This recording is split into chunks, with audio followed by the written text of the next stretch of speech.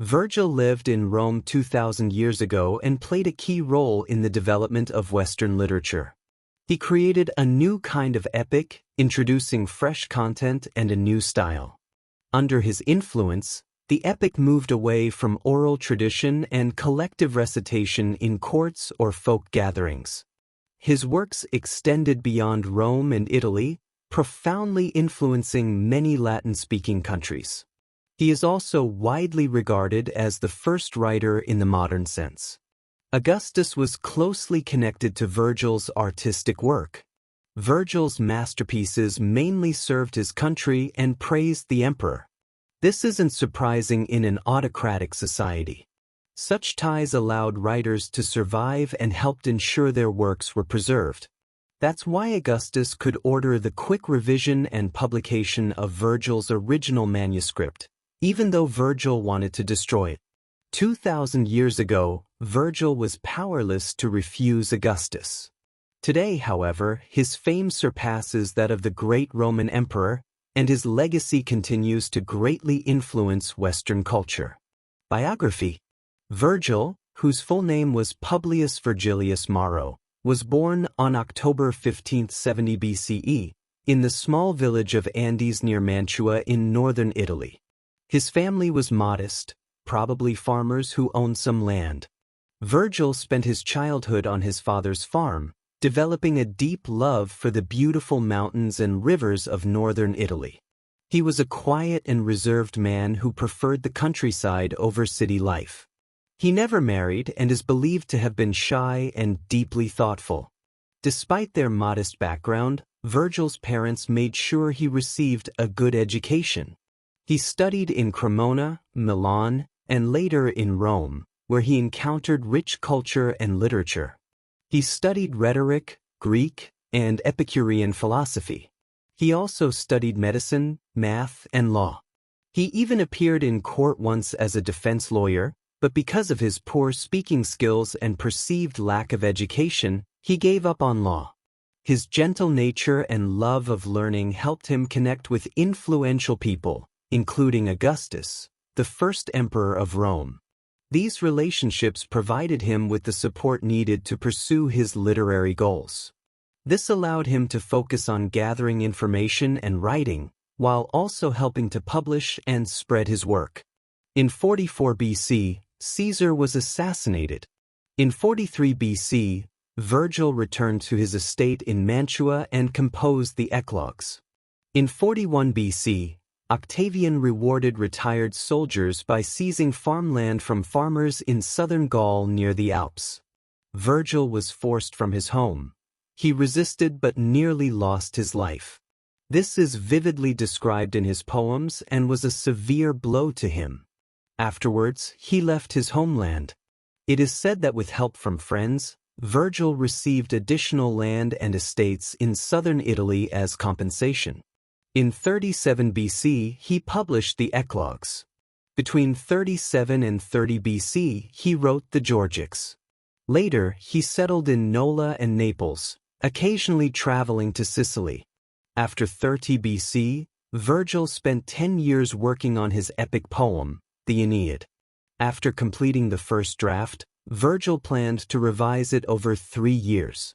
So, in 19 BC, he traveled to Greece and Asia Minor to see the area firsthand. In Athens, he met Octavian, who was then nearby, and convinced him to return with him. Virgil agreed. But before returning home, Virgil caught a fever. He died after reaching Brundisium, Italy, at age 51. He was buried in Naples. His tombstone reads, "I sang of pastures, farms, and commanders." In his will, Virgil requested that the manuscript of the Aeneid be burned, but Octavian ordered its compilation and publication. Virgil's most important work is clearly the Aeneid. It is believed to have been commissioned by Augustus. After Virgil's death, it might never have been published if Augustus hadn't insisted on its release. Some scholars see the poem as propaganda meant to praise Augustus and the Roman Empire. They argue that Virgil's depiction of Aeneas as a selfless and dutiful hero matches the values Augustus aimed to promote. No matter how his works are interpreted, it is clear that Virgil did not write to express his personal feelings or those of the people. His main works are commands from the highest authority. For example, the Aeneid might not be a factual history of Rome, but it certainly serves as a tribute to Rome. It is indeed a political piece. Did he use artistic brilliance to glorify power?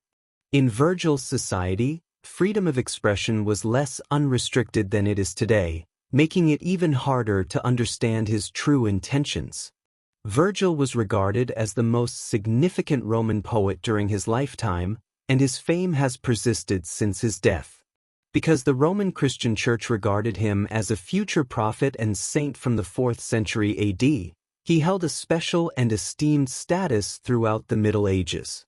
While many celebrate his lasting legacy, others question whether these interpretations truly reflect Virgil's intentions, as he was a writer who lived 2,000 years ago. Virgil's life and works continue to inspire readers and writers around the world. Through his poetry, he captured the beauty of nature, the struggles of human life, and the ideals of a great civilization.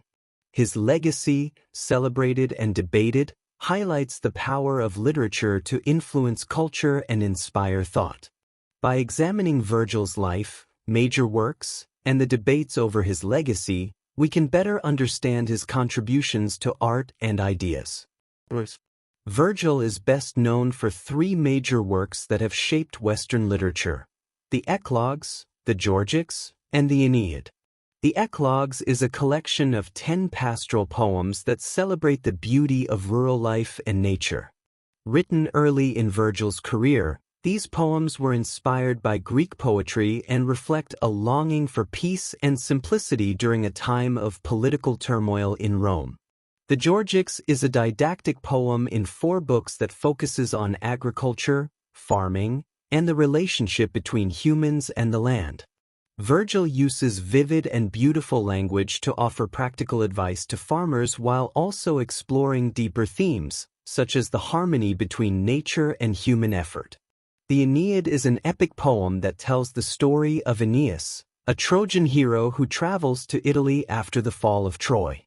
Aeneas's journey is filled with trials and adventures as he seeks to fulfill his destiny of founding Rome.